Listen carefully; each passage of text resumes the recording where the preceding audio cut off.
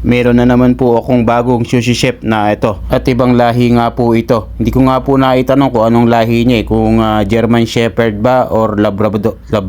Sorry po, joke lang po yun. Ang nagpasok dito sa amin ay ang manager namin ulit.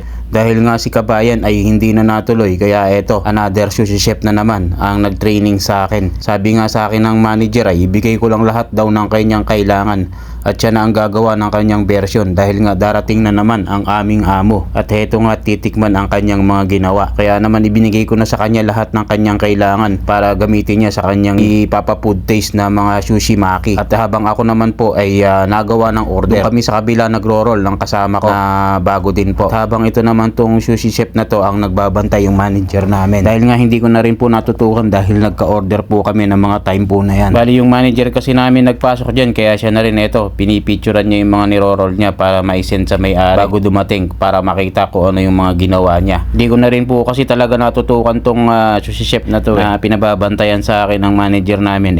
Bigla nga kaming nagpa-order na paulit-ulit.